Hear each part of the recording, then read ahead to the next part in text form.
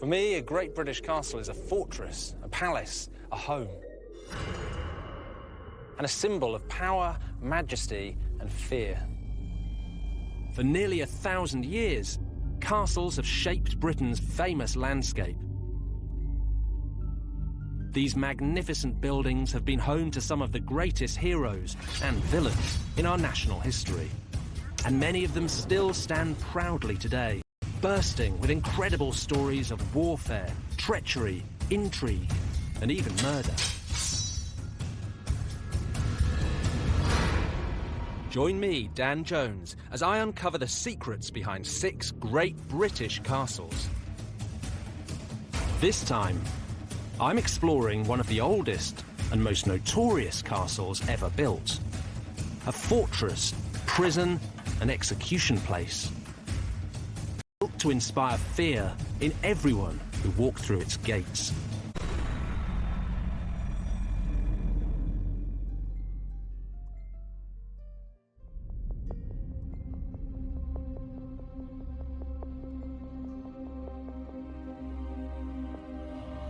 Imagine London, one of the great capital cities, conquered, subjugated, and invaded by aliens.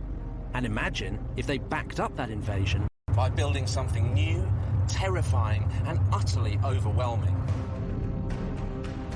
A gigantic piece of military hardware designed to show off the power of the invaders and scare the population after death. This brooding monolith was from another world, but it wasn't science fiction. It was very, very real. Today, the Tower of London is Britain's most visited tourist site. But back in the 11th century, it was the state-of-the-art weapon of a new ruling elite.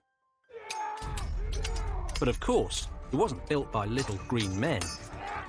It was the brainchild of one of the most ruthless kings in English history. William the Conqueror.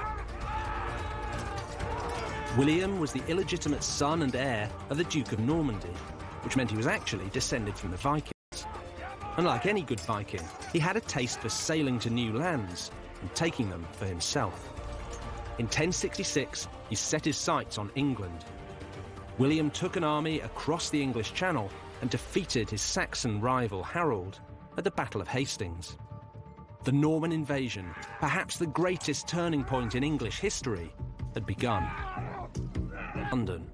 They marched around the city, burning everything they came across. It was a stunning show of force, and it worked. Within weeks, the terrified citizens of London surrendered without a fight. On Christmas Day 1066, William, Duke of Normandy, was crowned King of England at Westminster Abbey. But this was more than just a cheeky power grab by a foreign upstart. It was the beginning of a conquest that would engulf the whole of England. And at the heart of the conquest, William built a series of massive castles designed to put the masses in their place and show them that he was their new boss. The centrepiece of this network was the vast stone structure known as the White Tower. It loomed over London, and its location was carefully chosen. William used a 1,000-year-old blueprint left behind from the last great civilization that had invaded England, the Romans. The Normans were building on top of old Roman ruins, right? Stone castles is the name of the game. To say, as the Romans said, I came, I saw, I conquered, we came, we saw, we conquered. So he's basically setting himself up as the new imperial kind of power in the land. The classic example of that one is Colchester, if you like. Probably the very first stone castle that's constructed by the Normans in this country. It could be that one. Very closely followed by the Tower of London.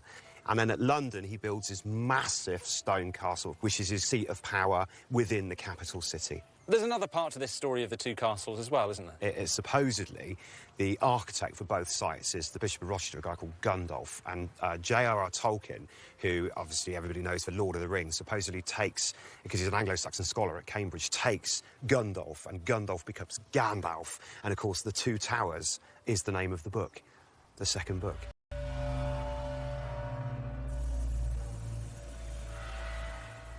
But long before the tower inspired Tolkien, it had a very clear political role.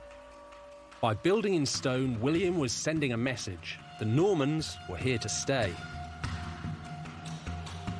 The White Tower was 90 feet high and its walls were 15 feet thick. It earned its name because its whitewashed stone walls could be seen for miles around. Londoners would never have seen anything like it.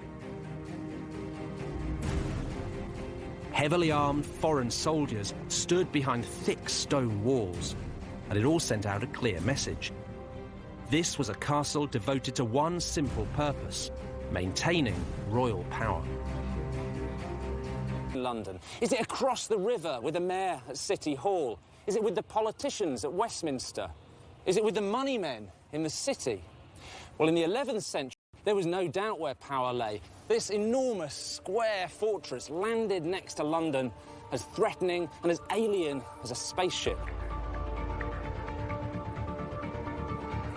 Placed next to the most important city in England, it took nearly a quarter of a century to build, but it was worth it.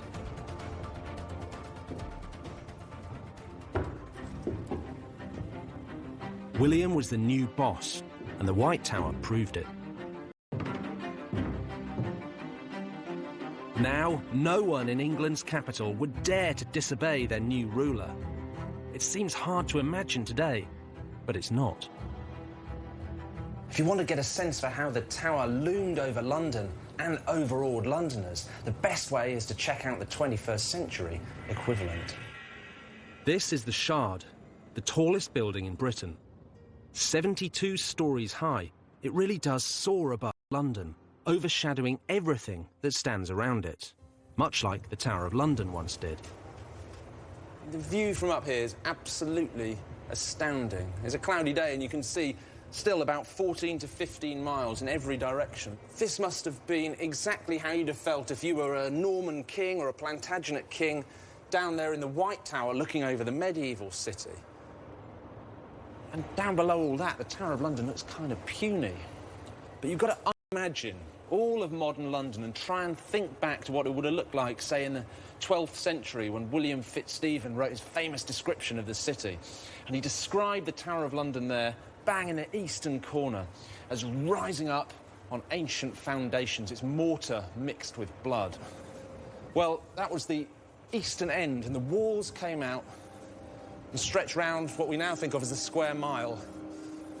There was St Paul's Cathedral rising up in the middle.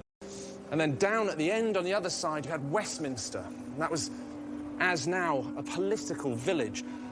But what was important was at these 2 points, the Tower and Westminster marked out a line of power. So every king before their coronation in the Middle Ages emerged from the Tower and processed through the city all the way down to Westminster Abbey to be crowned. And that was the ultimate political pageantry.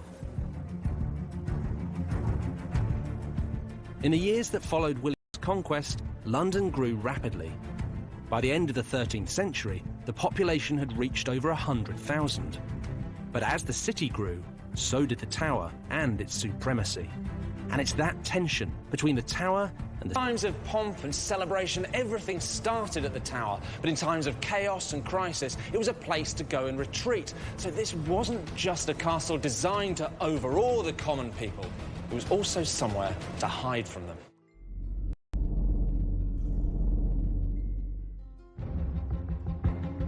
In the 11th century, the White Tower was built by William the Conqueror as a symbol of Norman power. Under the kings who followed him, it grew bigger, stronger, and more menacing. In the 13th century, Henry III extended the castle to the north and east with a curtain wall. And he transformed the interior into a comfortable royal palace, which is how it's been restored today. But much of the modern castle was the work of Henry's son, a king who added a truly deadly reputation to the Tower of London.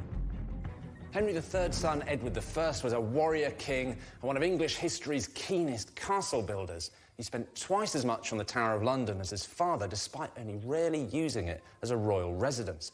But Edward had a difficult relationship with London and with the Londoners, and he liked to be sure that when he needed to, he could keep his distance from them. Edward built a second concentric curtain wall to enclose the first, and he extended the moat.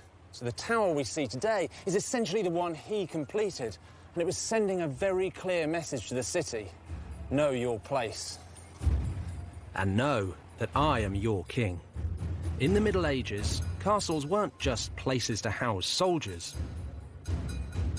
They were also heavily involved in royal finance, both as places to keep the king's money and to imprison those who tampered with it. Any kingdom, ancient or modern, depends on a system of commerce, buying and selling, borrowing and lending, and taxation. But it's money that lies at the dark heart of two of the most vicious and violent stories in the history of the Tower of London. Edward I spent his entire reign fighting expensive foreign wars. It cost him a fortune, and it made him obsessed with the currency of the realm. Edward was prepared to deal very harshly with anyone who meddled with his money. Medieval coins were made of silver, a soft metal that was very easy to bend, break, and forge. One of the most common methods of medieval fraud was coin clipping, cutting away the edges of silver pennies, melting down the slivers, and making new, fake coins of your own.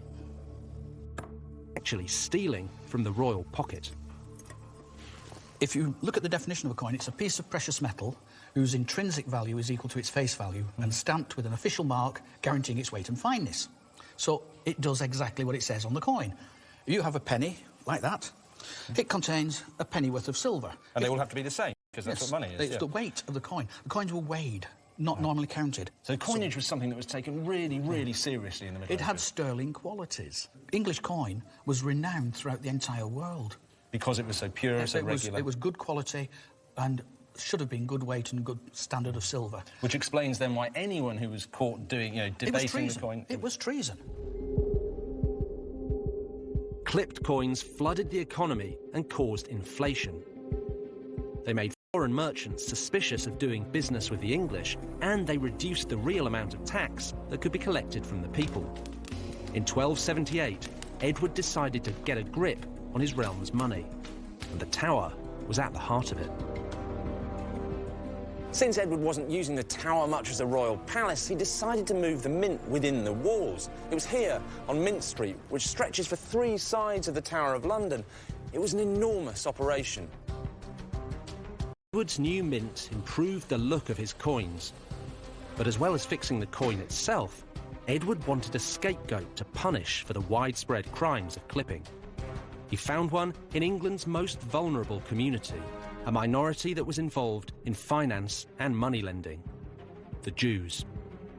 Edward blamed everyone for coin clipping, but he blamed the Jews more than anyone else. Throughout the 1270s, he'd already been levying punitive taxes on them, restricting their ability to trade and do business. Then, in November 1278, he suddenly rounded up England's whole Jewish population, putting 700 Jews here in the Tower.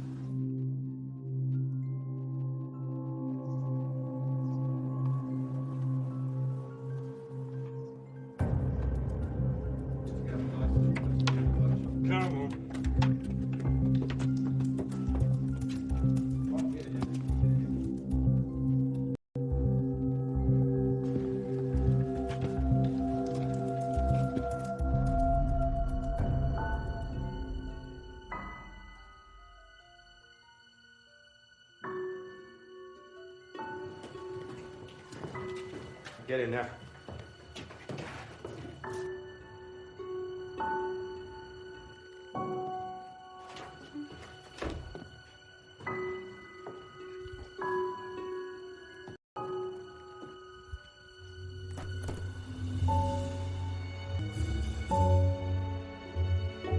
Of all the hundreds of Jews that Edward had imprisoned here in the Tower, almost half were hanged.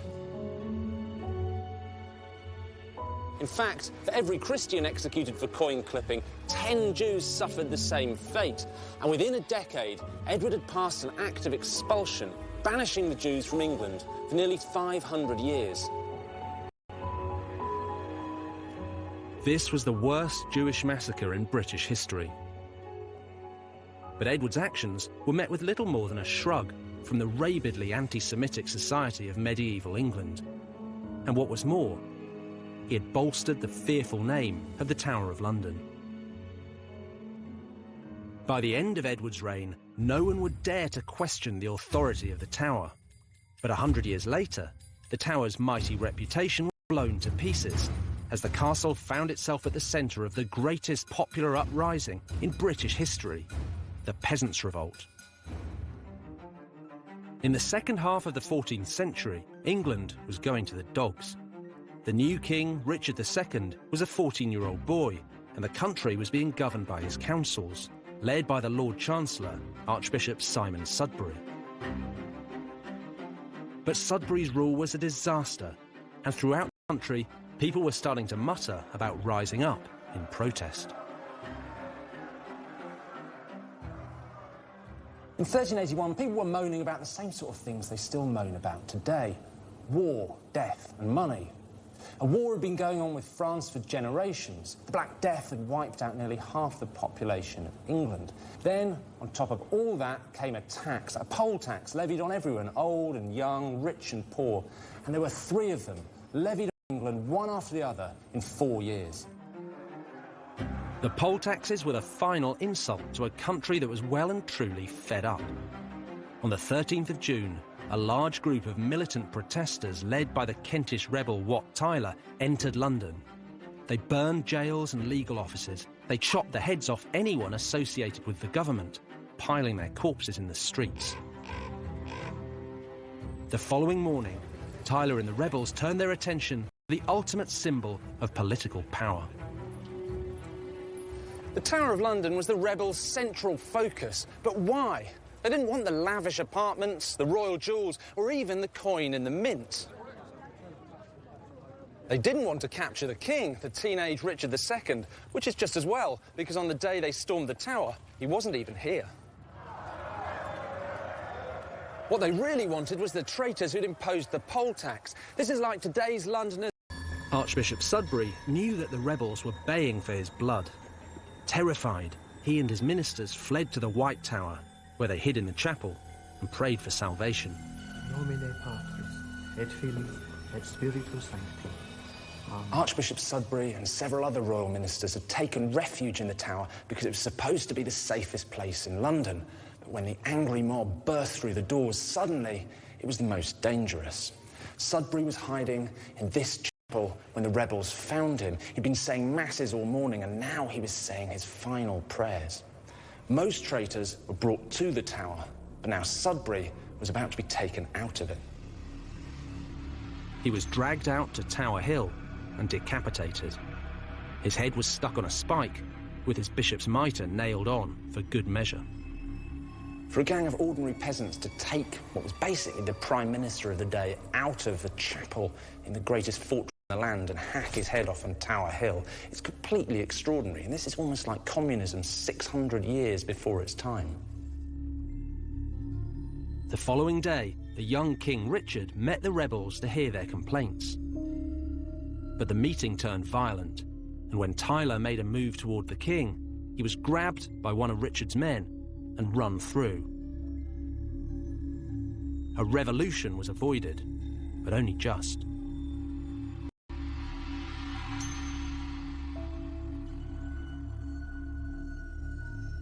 The Peasants' Revolt was one of the most shocking episodes in English history. It ended with London on fire, the Chancellor's head on a stick, and the mighty Tower of London stormed by a gang of villagers. The lesson, perhaps? Well, you antagonise the mob at your peril, but it was also a reminder that the Tower, like any other castle, was only as strong as the person holding it.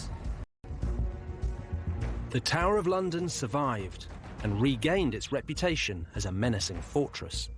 But soon, it would be the scene of one of Britain's most notorious and mysterious crimes.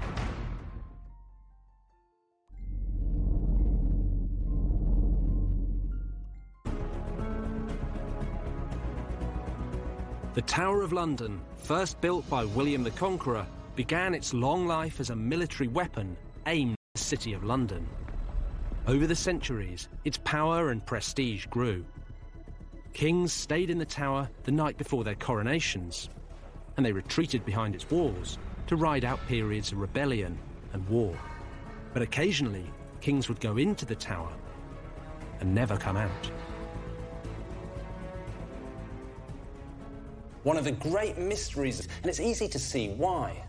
This is a riddle worthy of any detective novel, a crime that changed history and has never been properly solved.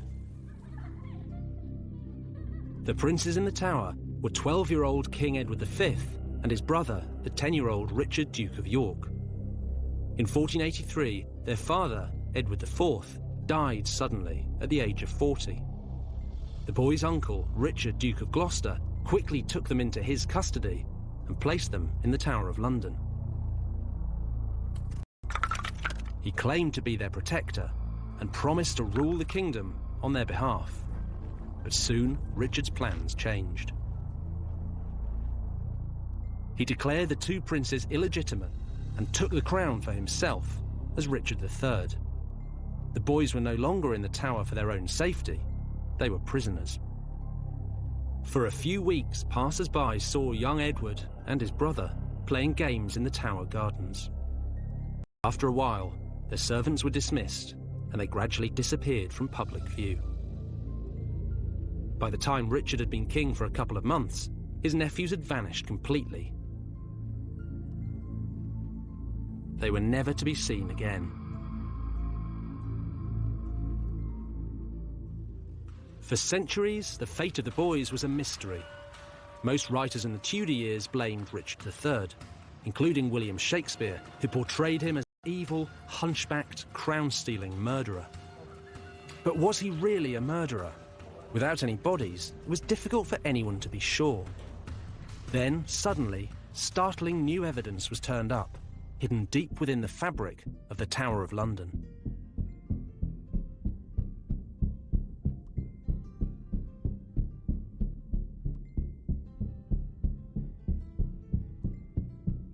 During the reign of Charles II, workmen were remodelling the tower when they found the skeletal remains of two children hidden under this staircase.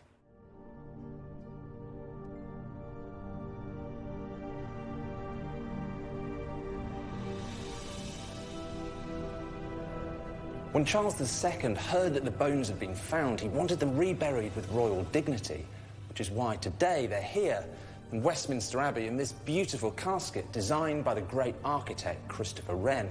And the inscription on the casket lays the blame pretty squarely at Richard's door. It says he suffocated the princes with a pillow and then usurped the throne.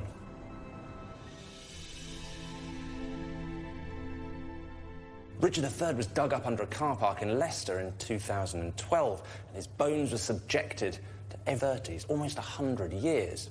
When it was opened, it was found there were two children's skeletons inside, but since then, no permission has been granted to subject whatever's in there to modern scientific testing. And until that permission is granted, the mystery of the princes in the tower will continue.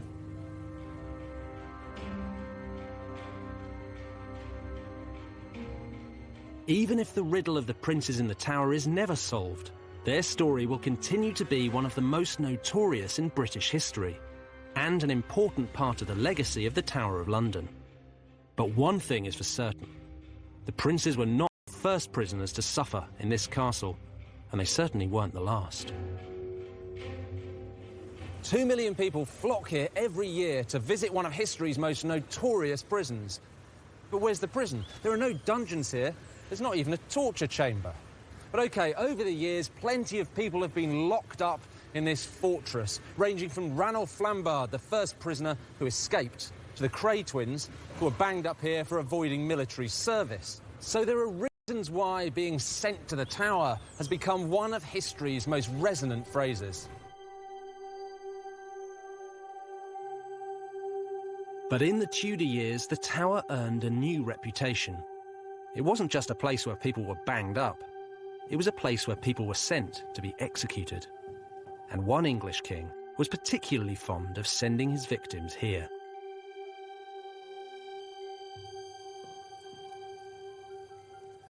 This massive suit of armour was once owned by England's most famous king, Henry VIII.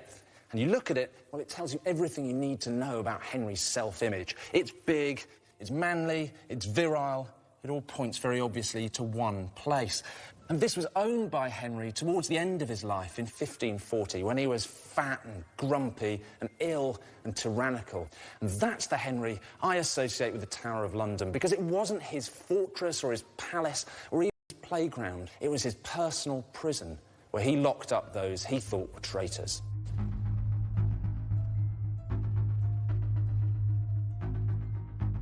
Henry executed dozens of people during his reign. Dukes and countesses, monks and nuns, old women, young men, wives, cousins and chief ministers. But no one sums up Henry's frenzied and sometimes indiscriminate bloodlust quite so much as one of his most faithful servants, Thomas More. Thomas More was a true Renaissance man. He was Lord Chancellor and one of Henry's closest advisors. He was also a deeply spiritual figure, a philosopher, a lawyer, and a famous writer. In 1533, Henry divorced the first of his 6 wives, Catherine of Aragon, and married the second, Anne Boleyn.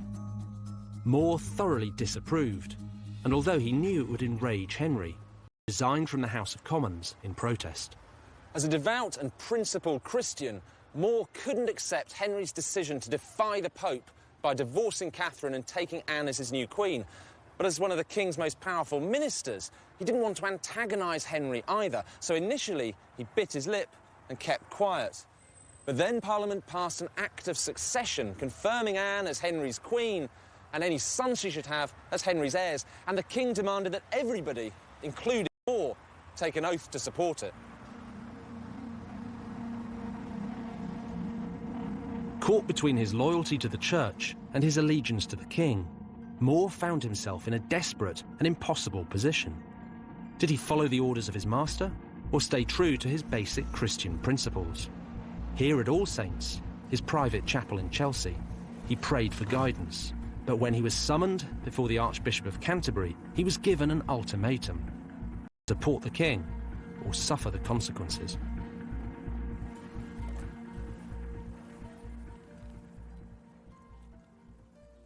More was presented with the Act of Succession. He read it to himself in silence.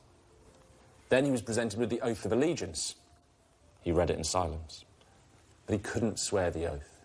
And so, to use one of the most infamous phrases in British history, he was sent to the Tower.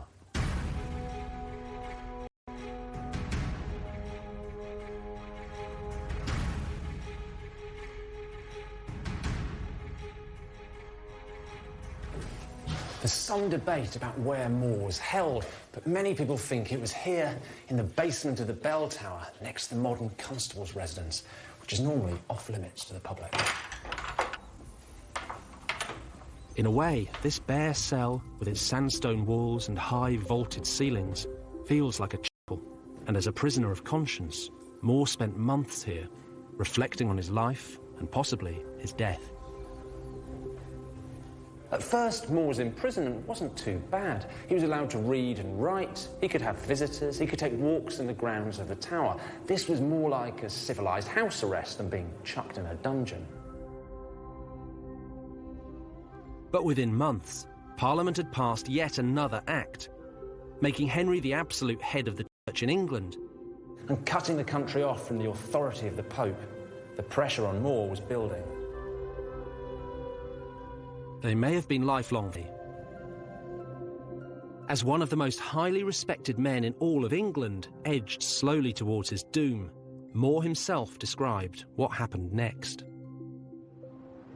So, Andrew, what is this collection we have here? We have a set of 16th century transcripts of the works of Thomas More.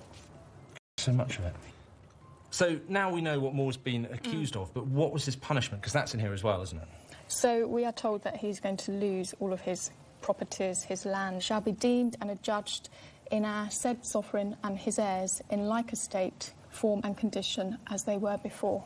So what we're saying here is that everything that Henry's given to Thomas More over the years that More's been in favour is now being taken back. He's ruined. Yeah, he loses absolutely everything. But what about More personally?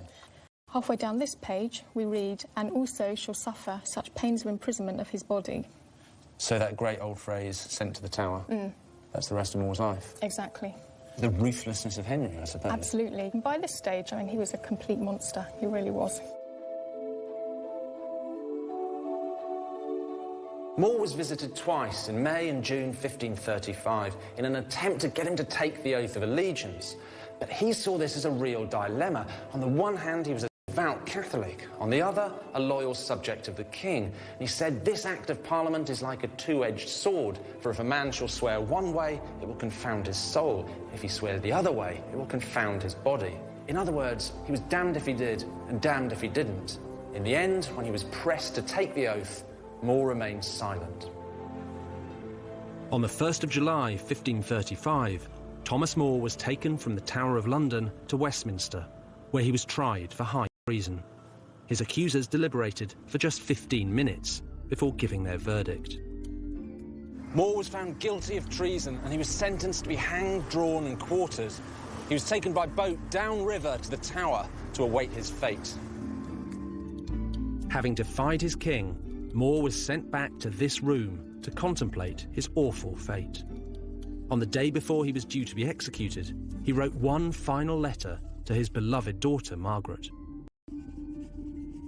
What does More have to say? Because this is the day before he was going to be executed. There must be quite an emotional letter for him to have written to his daughter. He says, "I never liked your manner toward me better than when you kissed me last. For I love when daughterly love and dear charity have no leisure to look to worldly courtesy." God, that's incredibly touching, isn't it? So he's referring to just after his trial when he's been sentenced to death and he's being escorted back to the Tower, and Margaret has been waiting, sees him, and that obviously gave him uplifted him and gave him great comfort.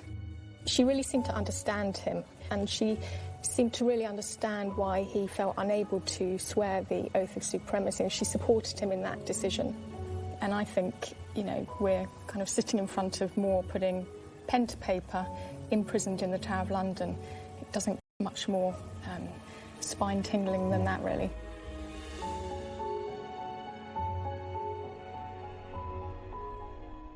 At 9 o'clock the next morning, Thomas More was brought from this cell to meet his fate.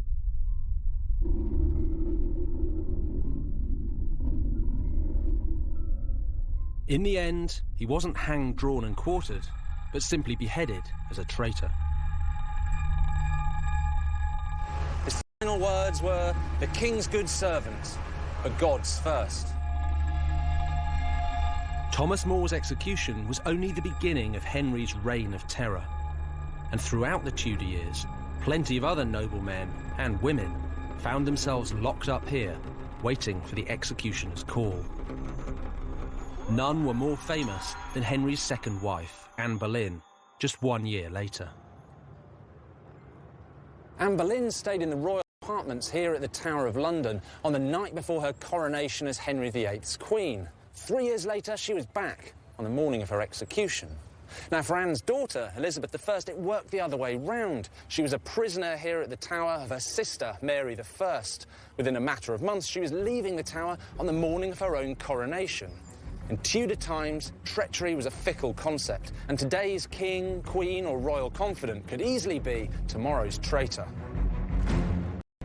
But fear of the monarchy would begin to wane. Less than a century after More's execution, the balance of power in England would shift.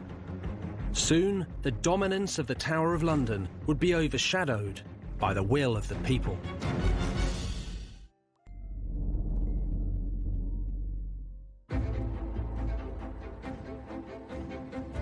From Norman times till the Tudor years, the Tower of London had been the focus for royal power. But by the 19th century, it was starting to lose its grip. This was no longer the main arena for political battles. Further up the River Thames, the Houses of Parliament now took centre stage.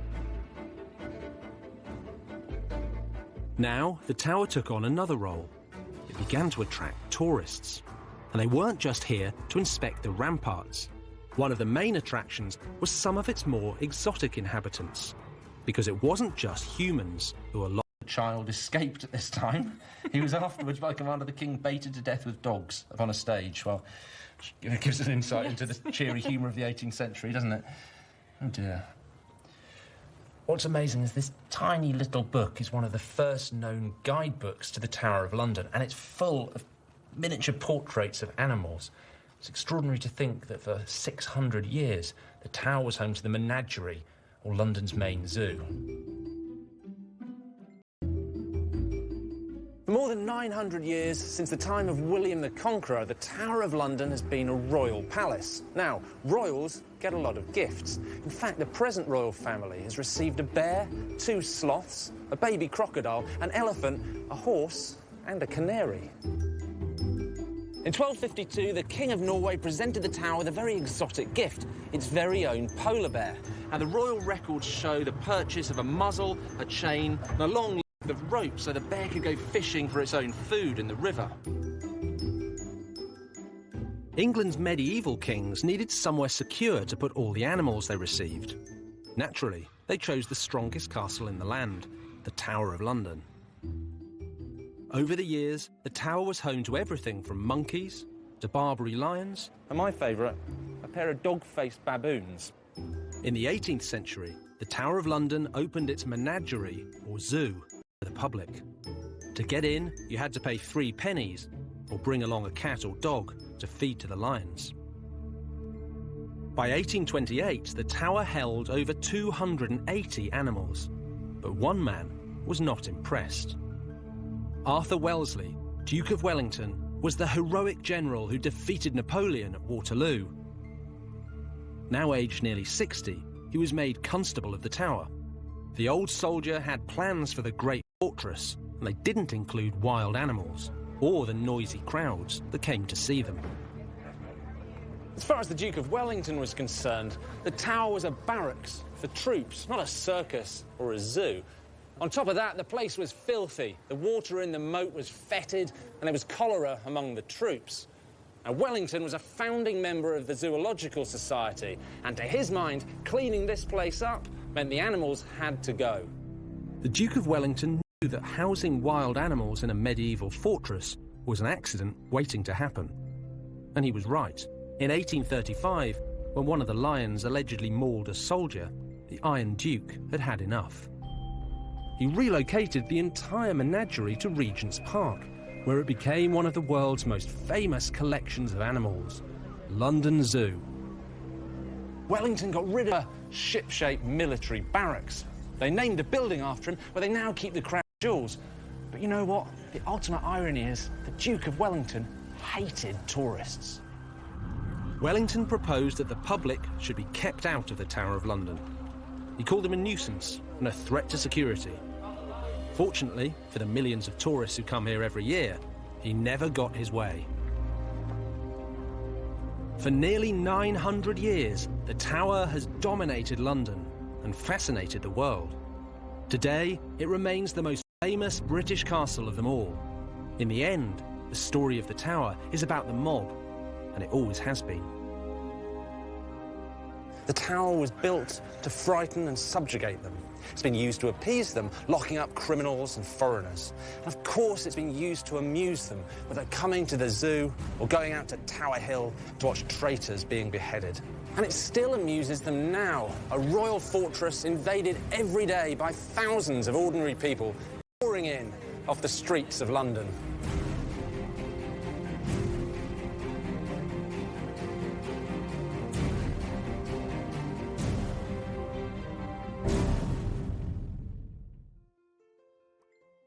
Next time, I'm uncovering the secrets of Warwick Castle.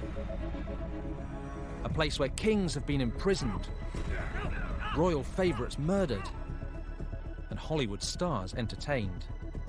For some, Warwick has been the source of limitless power. For others, a poisoned chalice.